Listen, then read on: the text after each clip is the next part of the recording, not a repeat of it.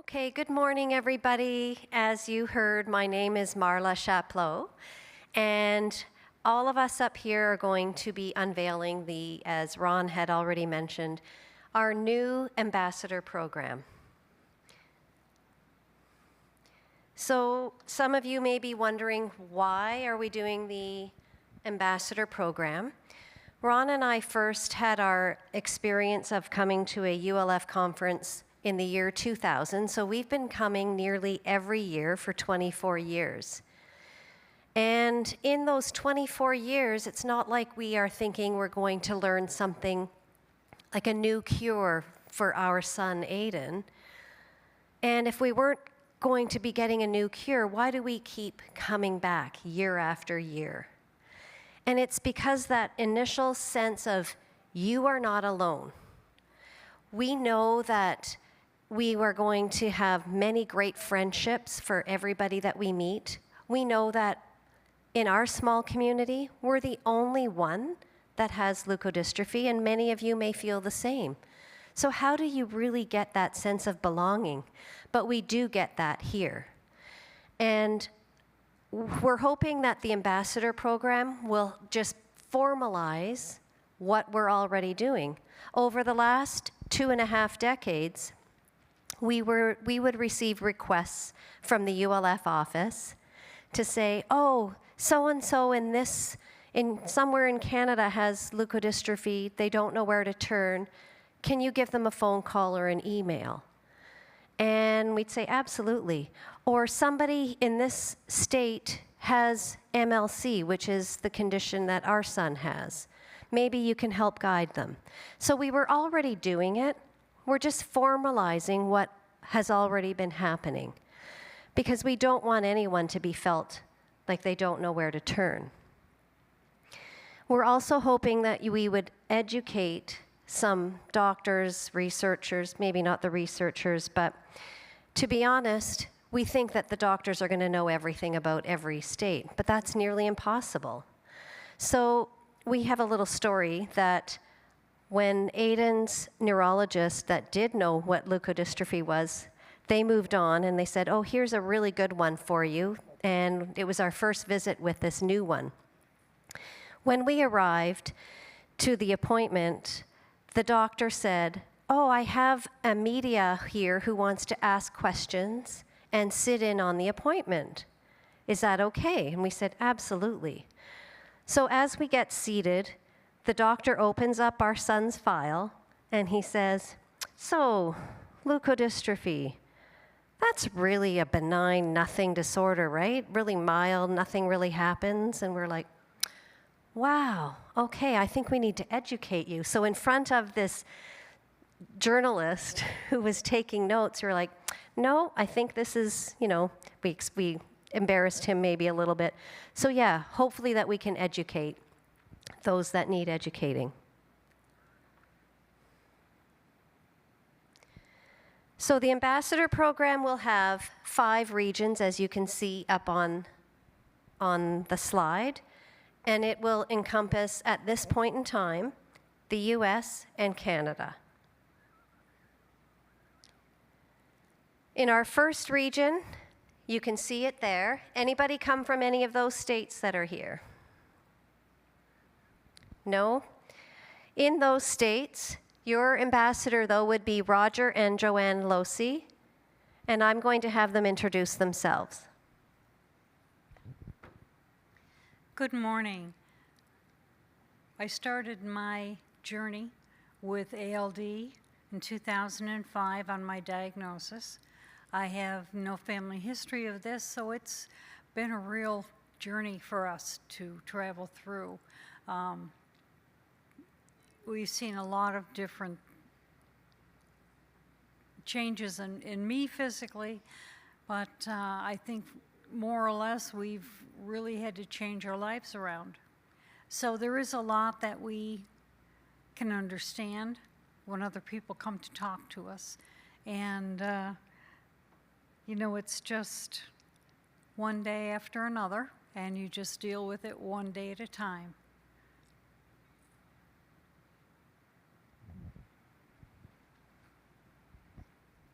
Thank you. In our Region 2, we have Margaret Halter in the Mid-South with those regions, and if anyone hails from there, just give your hand a little wave. Oh, there we go. And I'm going to bring the mic to you. Good morning. So we have Region 2, John and I. John and I met back in the 80s, got married, and we have been married for 41 years. John got his diagnosis in 1989, and we attended our first conference in 1990 in DeKalb. And we have been attending just about every year, with the exception of kids graduating and some illnesses. So we get lots of calls from the ULF office to make contacts with the AMN guys or the ALD families. And throughout the years, I think we've met over probably 50 different families that have gone on this journey, a very unwanted journey, I have to say, but we're all here doing it every day. So I hope that we can impart at least some knowledge of things that may happen along your journey, and how we got through it. Of course, we can only give our examples and help you through it, but we live every day, like Joanne said. We get up in the morning, and every day's a new day, and I'm blessed to be here. I'm blessed to be with my husband. We have 2 grown children, 5 grandchildren. ALD is still in the family. We have our youngest grandchild who was diagnosed with newborn screening.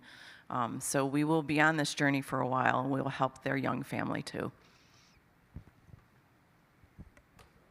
Thank you very much. Next, we have Region 3 in the Midwest, and that will be Misty Powers. Anybody here from there? Okay, very good. I will bring it on to Misty.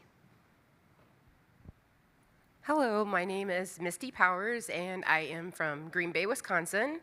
My husband and I have 4 beautiful children, 3 boys and a girl. My youngest son was born in 2007 and was diagnosed with an unknown type of leukodystrophy. Our family reached out to the United Leukodystrophy Foundation for guidance. The United Leukodystrophy Foundation gave us tons of resources and tools.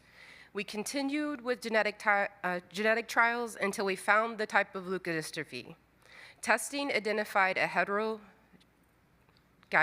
de novo variant of uncertain significance in TMEM63A gene. My son finally got his diagnosis this year, 16 years later. He has hypomyelin leukodystrophy 19, HLD19.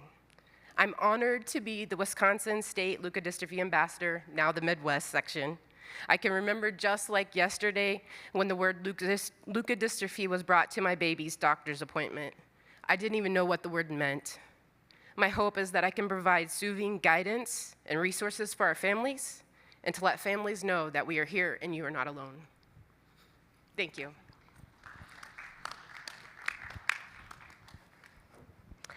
Thank you.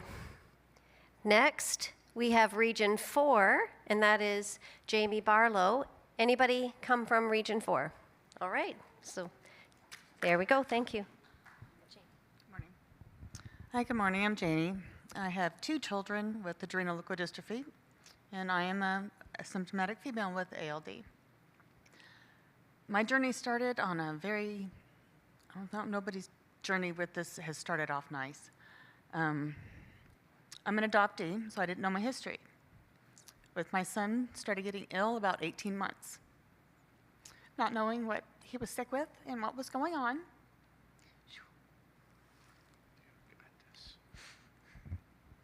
I went searching for my biological family, which I found them. And that's where we learned we had this leukodystrophy. Very long family history of it. So that was November 3rd, 1999. I learned a brand new word that's this big. And my little 18-month-old baby was really sick.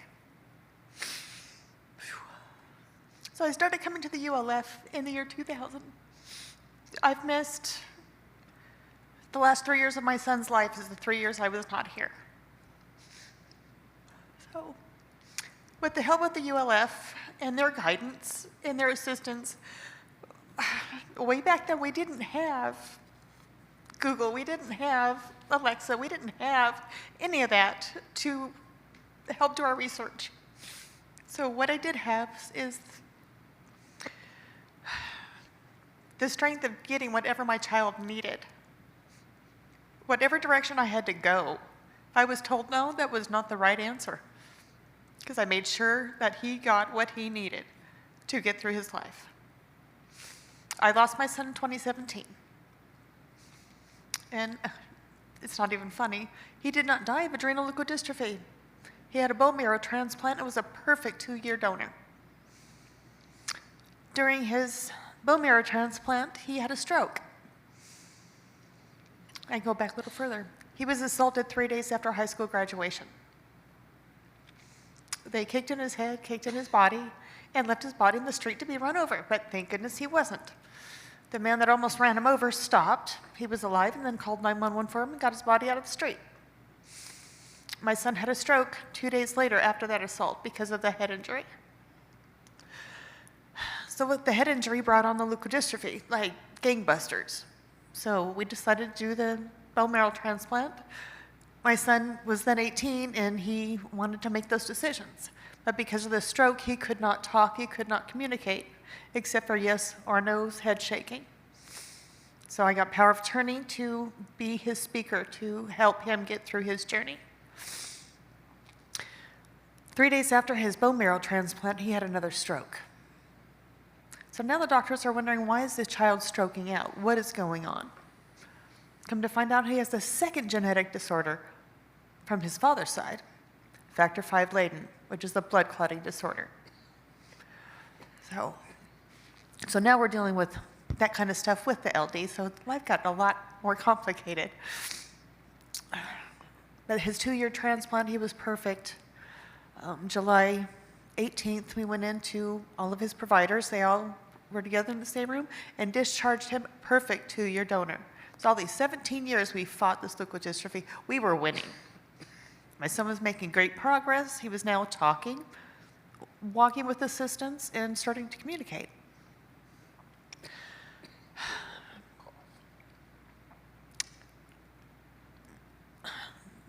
My son's appointment was on Monday in July.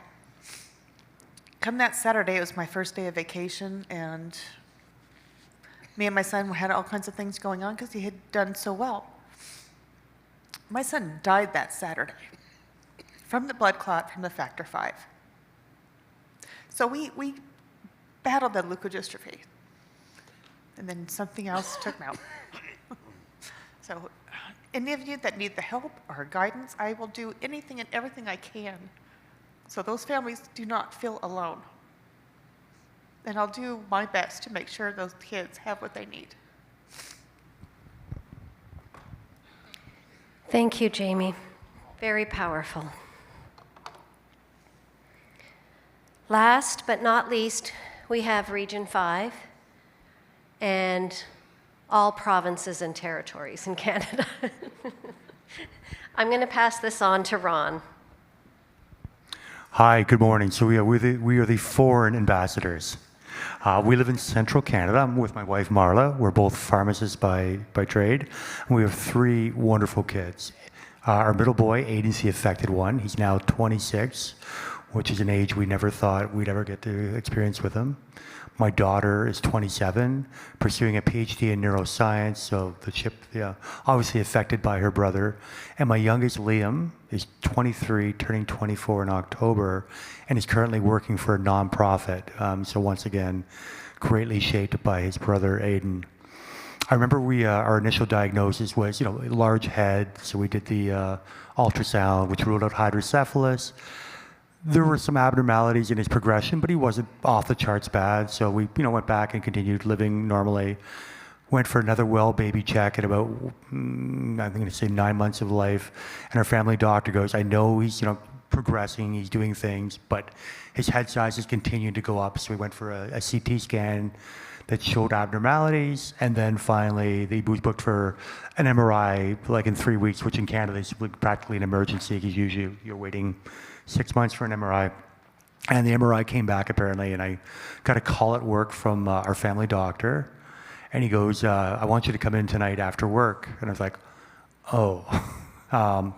He goes, I'll let you in the back door, make sure Marla comes. So I called Marla at home and said, hey, meet me at 4 o'clock or 6 o'clock and, at the pharmacy, and we'll go to the doctor's office. And we went there, and at that point in time, Aiden-specific leukodystrophy, which is MLC, had not been discovered yet. But we got basically, in many ways, it was the single toughest 6 months of our life. We had a diagnosis of possibly Krabbe, Alexander's, and there was one other one, but basically they all essentially had the same message. Your child will not live to see 10, and it's going to be a steady decline of intubation by the age of 4. And I said, so I understood why he let us in the back door and didn't make us walk through the office. And I remember walking out there, and just I've never cried like that in my entire life. And we went for a long walk because we needed to compose ourselves before we went back to see, at that point, our 2 kids, and our neighbor who was taking care of them. And as I said, it was a brutal 8-9 months. But in many ways, we're really, really fortunate. We haven't had Jamie's experience.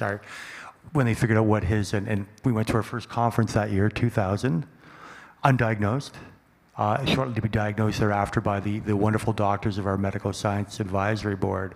We lived that uncertainty and that sentence that he was, the MRI was just devastatingly bad. All this white matter diffusion, water everywhere, vacuoles everywhere. I know the one doctor goes like, I'm stunned how well your son is functioning given how bad this MRI is. And so when he finally got his diagnosis for MLC, thank you, it wound up being a blessing in disguise. I mean, had that been the first diagnosis, I think we'd have been absolutely devastated as well. But compared to, Alexander's and Krabbe's, which I know some of you have had to live with, this is far more slowly progressive, and it's been much easier to deal with that. In many ways, that was a win for us as opposed to that. So as hard as those years were. I've always sort of said, as Marla shared her experience with one of our neurologists, this program is designed to hopefully help you find the right resources. There's lots of great neurologists who do not know leukodystrophies. We're standing right in front of them. And there's lots of great physiotherapists who may be wonderful at helping you with a hip replacement or a knee replacement, but can't help you with a neurodegenerative disorder.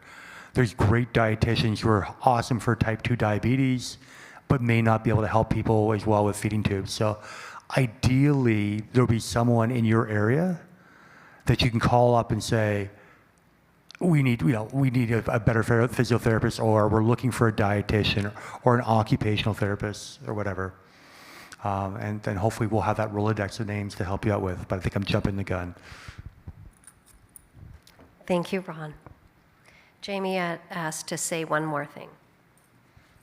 There's a lot of positive for what my son brought my family. For him, we got 2 genetic diseases that neither one side of the family knew about. Because of my son, we knew my daughter was a carrier. With modern medicine and miracles, we have a little girl that's going to be 7 on Monday, free of this leukodystrophy. Great news. And it is important to focus on the positives. So I want to remind us all of that. There are lots of positives.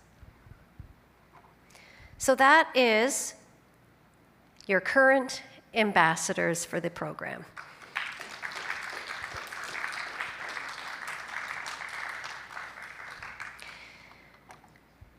So, issues facing the community.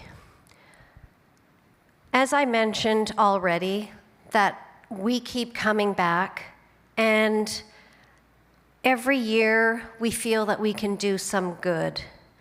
That when we first came to our first ULF conference, we met other new families. We met families who have been coming here for years and years, and we truly, really did not feel alone, right? If you can remember those first feelings of that initial diagnosis, you don't know where to turn. But to expand on that, I'm inviting Roger and Joanne to talk more about that. The conference goes once a year. So once a year we get together and we can talk to people that understand what we're talking about. When Joanne first started having balance problems, she went to 5 different neurologists in the Syracuse area. Not one of them understood or had a suggestion for treatment. One surgeon said, well, I don't see anything I can operate on, so there's nothing I can do. Finally, we went to Strong in Rochester. They did testing and they saw long-chain fatty acid, abundance of long-chain fatty acid, and recommend that we go to Johns Hopkins. People that spoke leukodystrophy understood the disease, and when she was diagnosed, one of the first recommendations they had is there's this little place out in the middle of the cornfields in DeKalb, Illinois, and we recommend you go to that conference. And that's where we met many of these folks, and we have known them for all that time. And it isn't just once a year. If you have a problem, you can send an email, you can chat, you can call, you can do whatever, and people are there to talk to, and you're not alone. And to me, that's one of the big things with the ambassador program, is that it's not the once a year for a couple days that you can get together. And believe me, the resources at the conference are just phenomenal. Like I said, Syracuse, New York, you couldn't find a single neurologist that understood, or I'm sure they could spell leukodystrophy. However, you couldn't talk to them. You come here, and there are doctors from all over the world, and every one of them is willing to sit down and talk to you if you have a question. Those are the things about the ambassador program that I think are great. You have that person, you have a link that you can potentially get some information and go on the right course. Thank you. Yes. How often can you actually sit down with an expert in your field and have a coffee, have a meal, have a drink, whatever? I think it's just priceless that you get to do that here. When we first embarked on this program, we thought the ambassador program would be a great tool for the newly diagnosed to help people through that journey of what are the next steps? What do I need to do? How do I get that information? And all that is important. But as we learned and spoke about this ambassador program, we discovered leukodystrophy is not just a newly diagnosed problem, it's a lifelong journey. And when our son Aiden was 1.5 years and got diagnosed, yes, we did have to get through all of those hurdles, accepting the grief, etc. But then when he turned 4, we have a whole new set of issues, obstacles, entering the school system. What is that going to look like? And, I wish we had some resources, because nobody in our small community knew what leukodystrophy was. What did we need? He was walking at the time. So to explain further on that, I'm going to hand the mic over to Misty. Hello. So this is kind of a passion topic of mine. I'm a massive advocate for children with special needs in public education schools. And I feel that every child deserves to be included, inclusion, accessibility to go to school just like every other typical child and get the education as every other typical child. In my state, I've pushed for laws to be passed to better the education for children with special needs. I've taken many, 16 years of classes because my son had to go through the public school system and is still in there, of his rights, what he needs, and it's a task. So you have to know your laws. because it's really all about money when it comes to public schools. So you really need to know your rights. And when you have a child with special needs, they don't pass that book out in the hospital. So I've sat in many IEP meetings all over the state. COVID was a bad thing, but in the virtual world, it allowed me to stay at home and virtually attend IEP meetings with parents, and I just do that for free. I just do that to help out kids and make sure that they're getting what they need. But inclusion and accessibility is like my thing, and I just want everybody to have the same rights as everybody else, and that's what they deserve. So. Thank you, Misty. What's also important, school is important, of course. We all know that. Stay in school, you're right. But it's also important to get out into the community. And a lot of people that might have physical challenges, it's so much easier to stay at home. It's less energy, but it's important for all of us to be included out in the world, right? So we want to make sure that we're getting the social skills for everybody, even our physically challenged people. So how do you go about that? What is that going to look like? So I'm going to pass this on to Margaret to explain further on that. So, social skills. We talked about that in one of the meetings yesterday, and that just impacted me because we talked about the secret to a wonderful, healthy life. And what was that secret? Well, part of the secret was, all the things we talk about, diet and fitness and how we carry on our daily lives with some of the things that we shouldn't do. But the really aspect of the whole segment that Keith did in that meeting was the social inclusion that you have in your life and the relationships that you build in your life, how impactful they can be. So again, we're not alone. We participated in this conference for so many years, and that's where John and I build our strongest bonds with the families, the adult men with AMN, the spouses, and a lot of the younger families that have children. So my skill set in Ohio, I'm actually in law enforcement, but I'm a volunteer coordinator for Special Olympics, and I really push the social aspect of Special Olympics and what it can do for our children with special needs. So reach out in your community. You can call me. I don't care what region you're in. You can call me, and I'll try to connect you up to some sort of program. Special Olympics, all of our children should qualify for that with an IEP process. So I know that process well too. And our adults, oh my gosh, there's so much to do. You've got to stay busy. You have to move. That's our key. And I know John, he has been like, he won't like me saying all this, but he's a rock. He went from walking, a little bit of swaying, used a cane because people always thought he was drinking more than he just had a funny walk, so he started using a cane. And then he went to a scooter and now the chair, but in between that time, he's farmed, he's worked full-time jobs, he works on big tractors and motors, he's engineered lifts and all these things so he can do more. He's a pilot.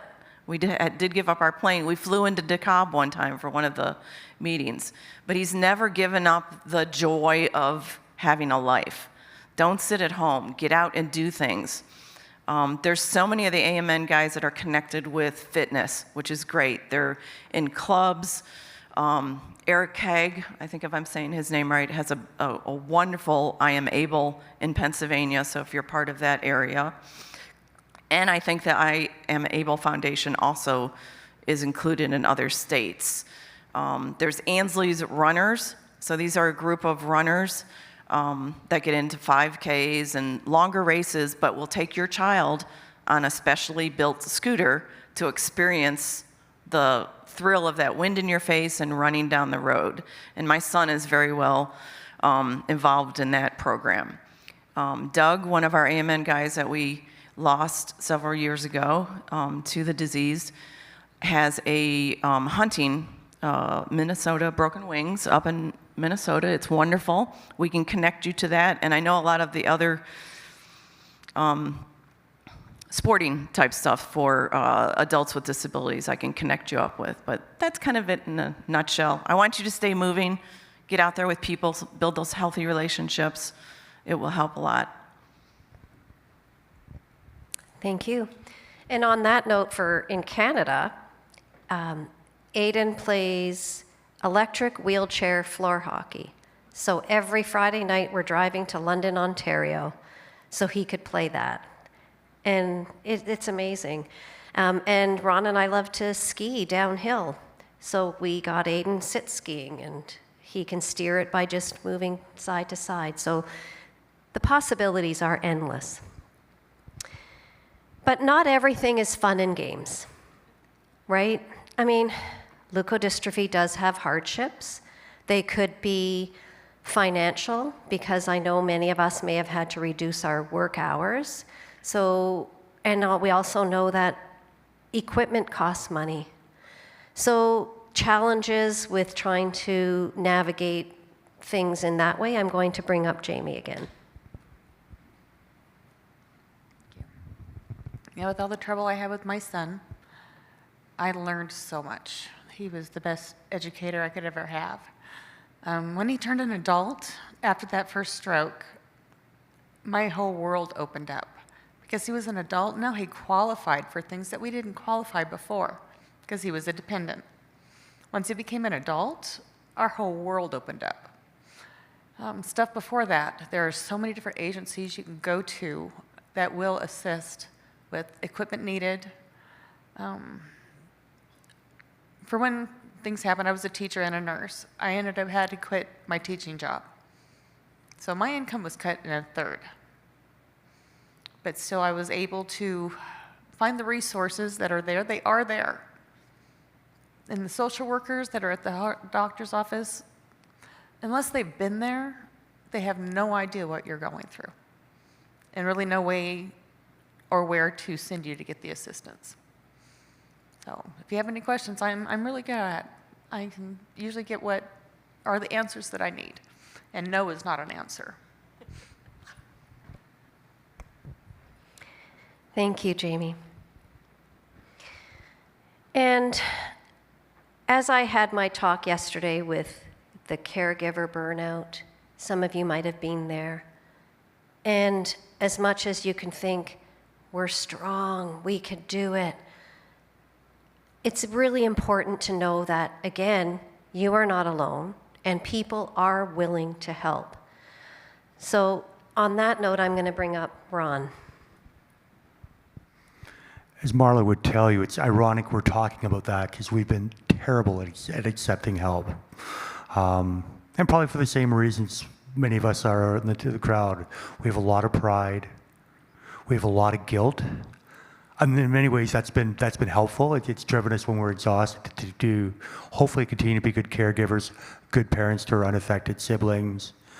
There are positives to those emotions, but there's also massive negatives. It's certainly led to some degree of burnout for the two of us. It's left us socially isolated. But probably much like you guys, we kept thinking Aiden's our responsibility. So when we get offers from help from friends or family or professional, go, no, Aiden's ours burden. We can do this. His care is complicated, so it's oftentimes like, well, you know what, I don't want to burden you with the meds he needs to take at 9 o'clock at night, or that he can't go to the bathroom by himself. So for many years, it was just the two of us. And it really wasn't until actually an appointment for myself, and I must have looked particularly rotten that day, where my family doctor said, I'm not giving you a choice. I'm going to have help come into your home a couple times a week. And I was like, no, we don't need it. And she goes, I'm not giving you a choice. I'm going to set you up with a nursing service. And help can come in many ways. It could be a family or friend. It could be a caregiver, what we call a personal support worker in Ontario, or a nurse coming in even for 2 hours twice a week. Or it could be finding a place for your loved one to go there. And we finally started accepting it, and it's been the best thing for us. It's allowed us to reconnect with each other, with our friends. I think it's made us a better parent. So you're getting that, even a couple hours break, you come back refreshed. It's allowed us to spend more time with Aiden's brother and sister. And as much as we tried not to leave them shortchanged, Aiden requires a ton of time. I wish we'd done it years and years before, and I really encourage you guys to accept that. It's not, your child will be fine if it's a friend comes over for a couple of hours and gives you a chance to go out for a meal together or a movie or what have you. You know, as complicated as people can be taught how to do feeding tubes, people like to help. It makes them feel better. Think of yourself. I like helping other people. It's empowering to me. So don't be afraid to accept those offers. Let people into your house to help with the cleaning or to help with, they give you some sort of break. And we found a place for Aiden. It's worked out great. It allows him some independence. He's met friends on his own. He gets along great with the staff. We still take him back, 70% of the time. And it's a safety network for a while if something were to happen to us suddenly. All of a sudden, Aiden's not on his own or, having to cared by his brother and sister who have their own lives to live. And I know they would gladly take him in, but I don't want that for them. I always want them to be part of his life, but I don't want them to be their lives. So I said, when you get those offers, please don't follow our path. Accept it in whatever form that is, and that may change as the years go on. But I think it's so incredibly important for you as a caregiver, for your child to give them some experience that are not just you, and for the rest of your family. Thank you. If you wait as long as we do, you get these gray hairs.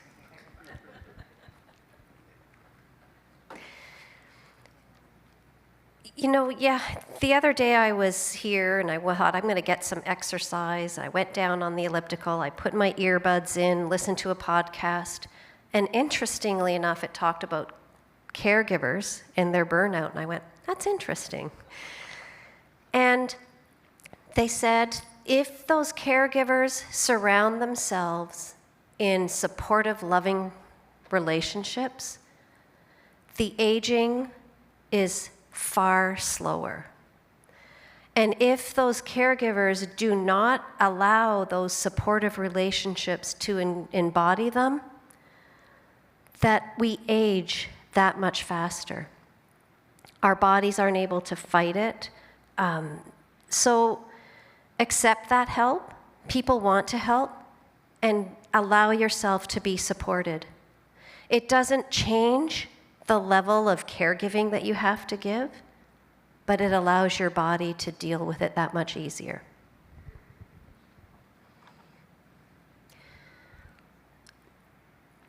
So now that leads us to the ambassador's role. The ambassador is meant to mentor you throughout this whole lifelong journey. And you see that print in red? Our ambassadors do not replace professional care. So this does not mean that somebody can expect us to listen. Yes, we're here to listen, but we're not replacing. We're just going to send you to the resources that are important for you, that match well with you. Many of the leukodystrophies have what we call patient advocacy groups.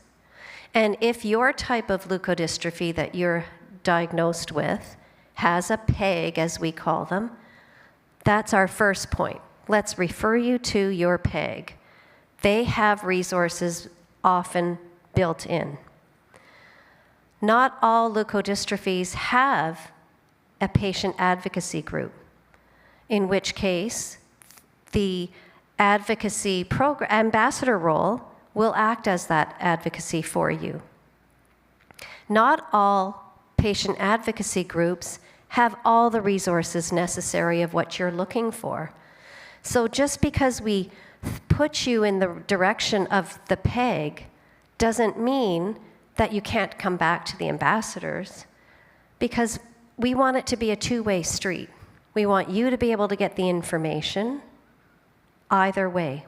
We want it to be a supportive relationship. There are hopefully as well tools to inform those medical professionals that don't know anything about leukodystrophies.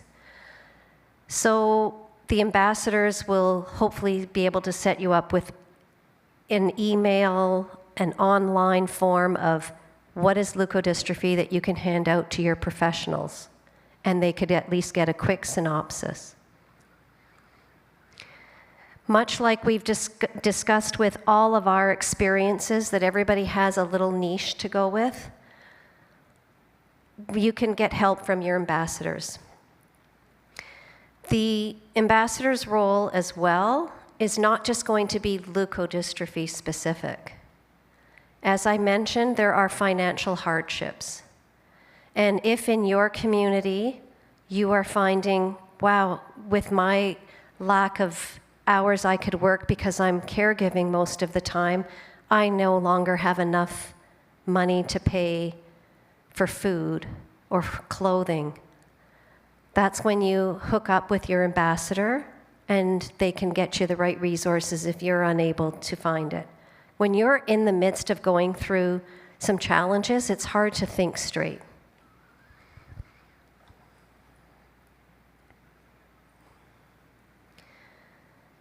So the resource support is also going to be in the form of ongoing monthly support groups, which we have going on, as well as monthly webinars.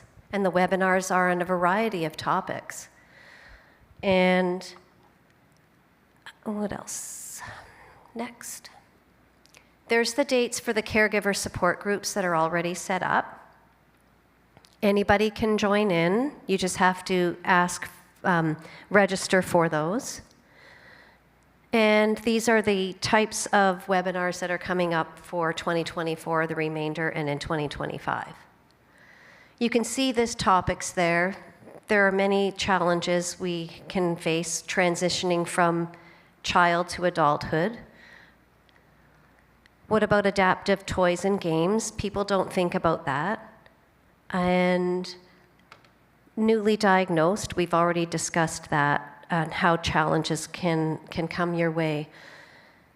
If any of you have a topic that you feel that you are very informed on and you wish to share that knowledge, get in touch with us.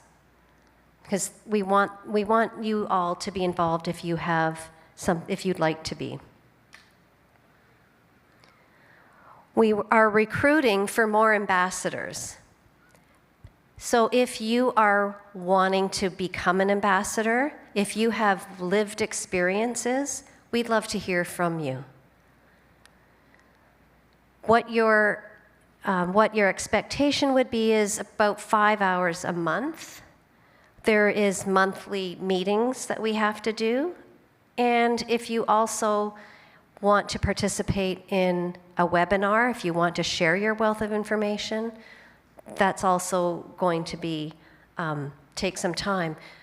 But I don't think 5 hours a month is a lot to ask, especially when you could be giving some of your strength and share that with others. So just contact us at the ULF office, and you'll have an application to go through in an interview process. Again, those are our regions in color. So if you are interested, we'd love to hear. Any questions?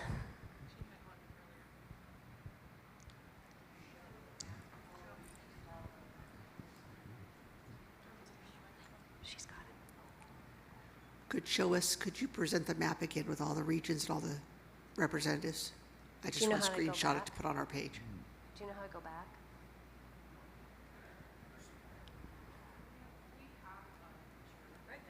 Do you want it with the names on it?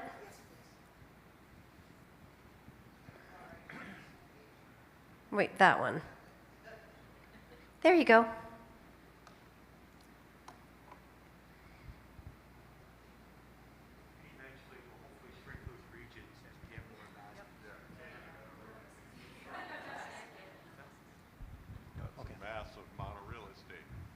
Yeah, it is for sure.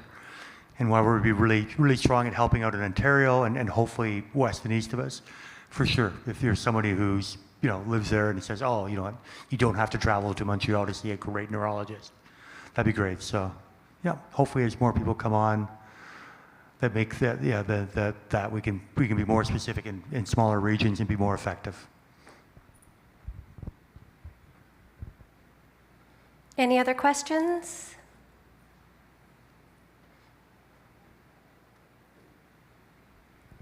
Thank you all for coming.